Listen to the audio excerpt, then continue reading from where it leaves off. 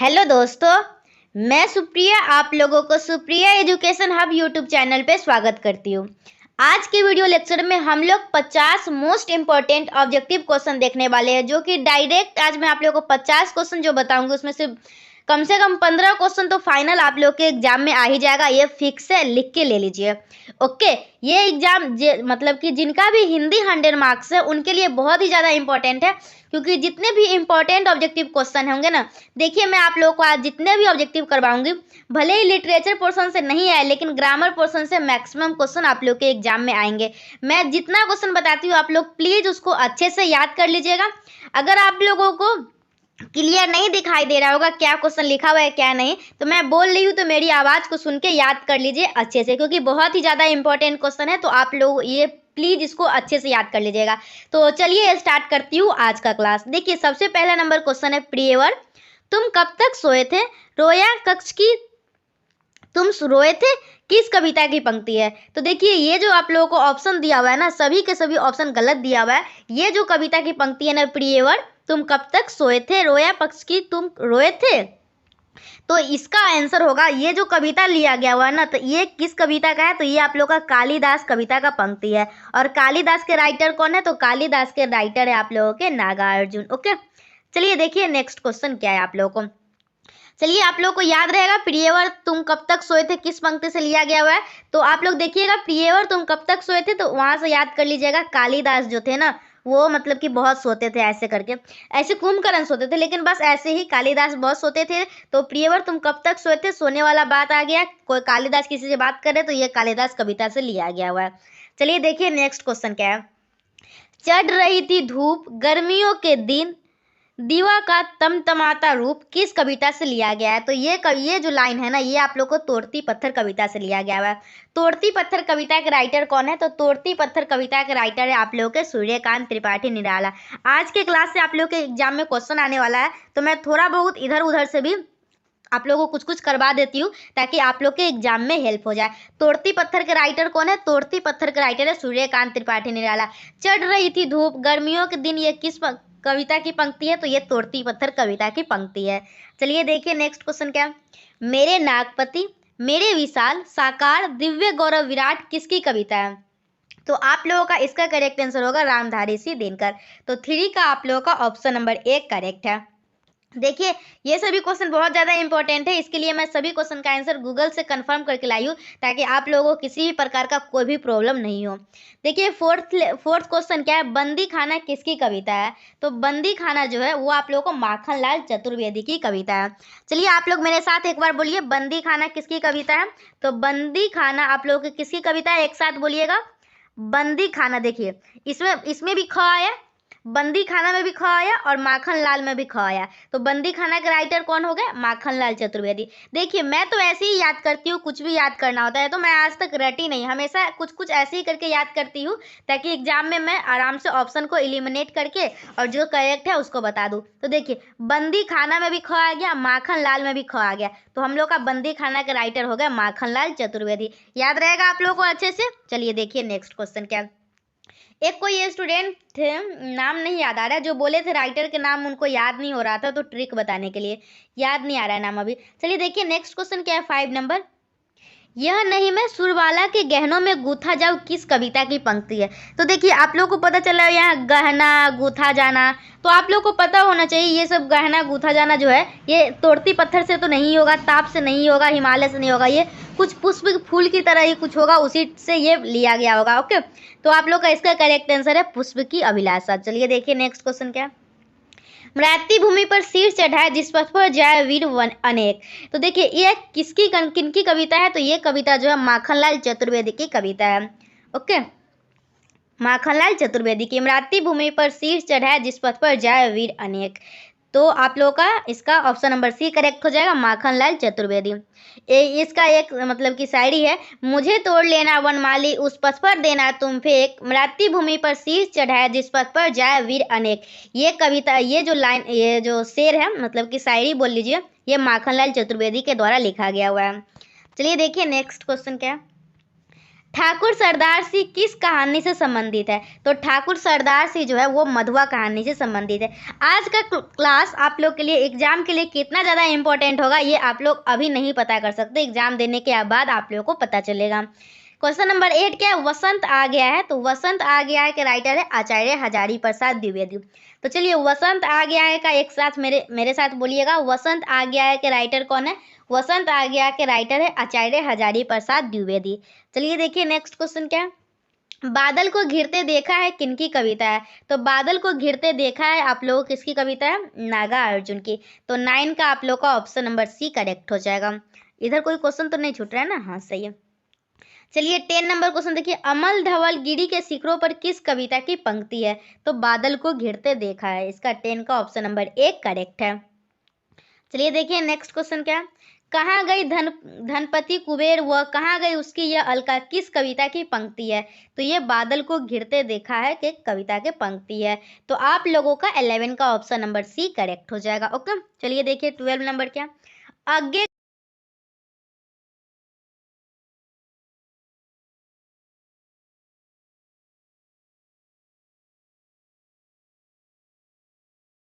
चलिए देखिए अब आप लोगों का नेक्स्ट क्वेश्चन क्या है? 30 नंबर क्वेश्चन क्या है? नदी के द्वीप किसकी रचना है?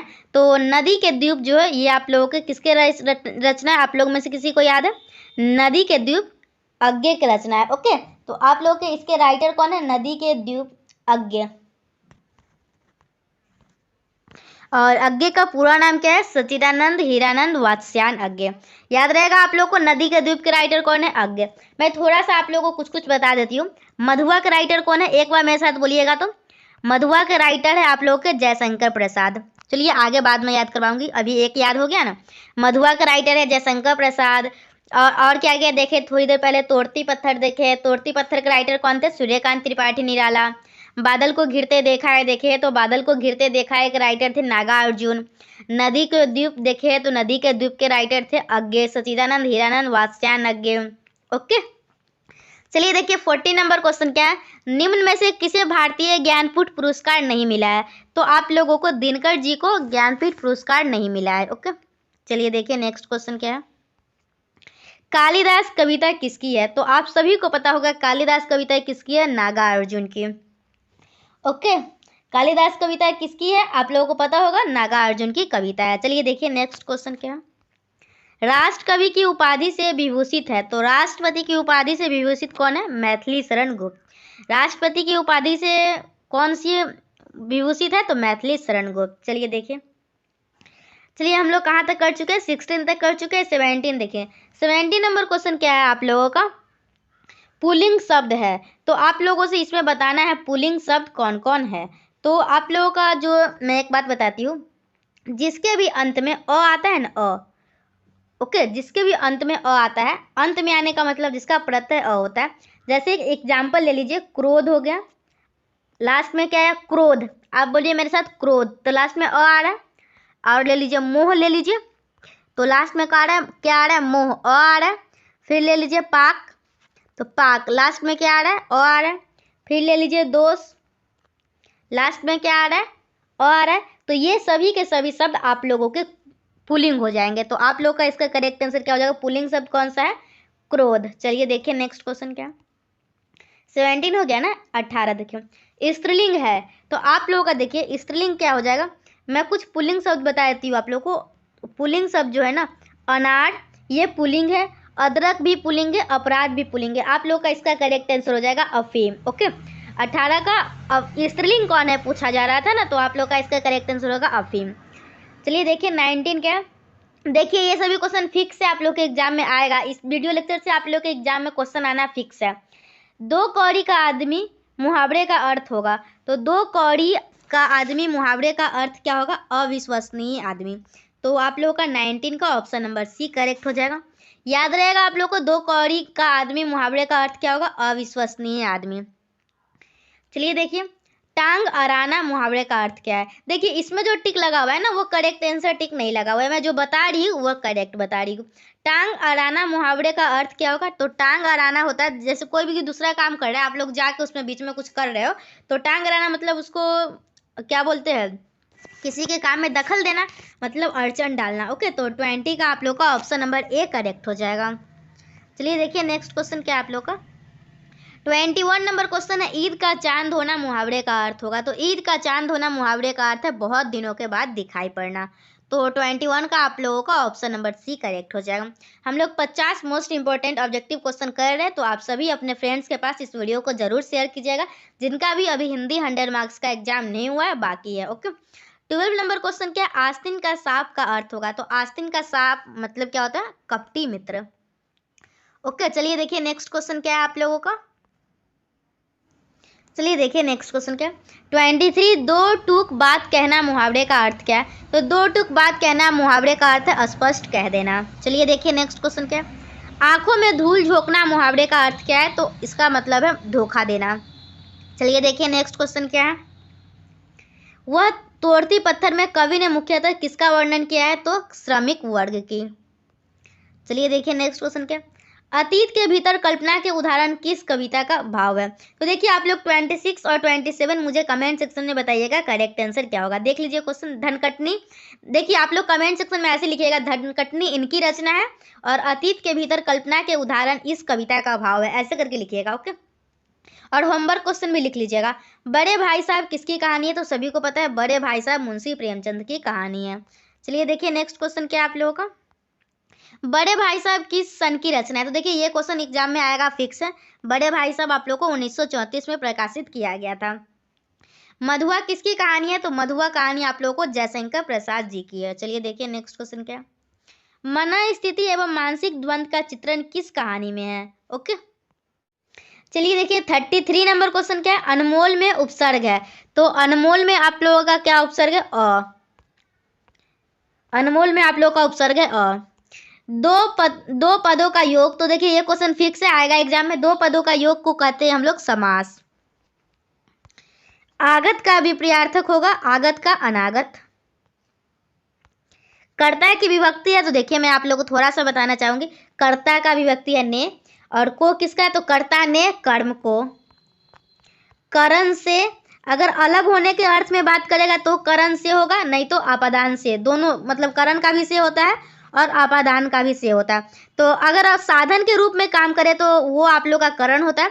अगर अलग होने के अर्थ में बात करें तो आपादान होता है। चलिए याद रखिएगा, साधन के रूप में जैसे मैं कलम से लिखती हूँ तो कलम को साधन के रूप में यूज कर रही हूँ, तो वो हम लोग का करण कारक हो गया। पेड़ से पत्ते गिरते हैं तो पेड़ का पत्ता से अलगाव होना हुआ, तो ये आप लोग का आपादान कारक हो जाएगा। चलिए 36 देख लिए। 37 क्या है। स्वार्थ का विपर्यार्थक क्या होता है। तो स्वार्थ का विपर्यार्थक होता है परमार्थ। मूक का विपर्यार्थक क्या है। तो मूक का है वाचाल। युसु किस पात्र से संबंधित है। तो ये आप लोगों को अंधा युग से संबंधित है। चलिए देखिए नेक्स्ट क्वेश्चन क्या। कालिदास सच सच बतलाना इंदुमती के मृत्यु शोक से आज रोया या तुम रोए थे किस पंक्ति का है।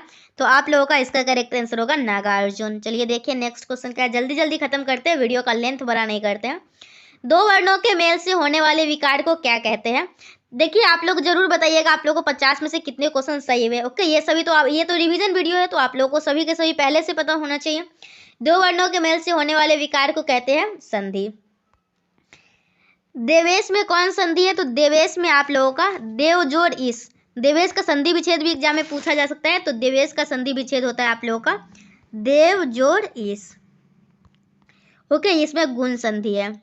विद्यार्थी का संधि विच्छेद होता है तो विद्या जोड़ अर्थी। ओके, विद्या जोड़ अर्थी। संधि के कितने भेद है। तो संधि के 3 भेद है। चलिए देखिए नेक्स्ट क्वेश्चन क्या है। अन्य में कौन सा संधि है। तो देखिए 45 मुझे कंफर्म नहीं है। ओके, अन्य का शायद अन जोड़ अन्य होता है। इसका संधि विच्छेद अन्य का है ना, इसका संधि विच्छेद होता है अन जोड़ अन्य।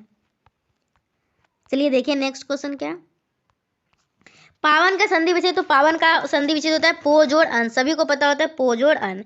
पावन का संधि विच्छेद क्या होता है पो जोड़ अन। चलिए देखिए नेक्स्ट क्वेश्चन क्या है। चलिए 46 नंबर देख लिए। 46 का आप लोग का पावन का संधि विच्छेद है पो जोड़ अन।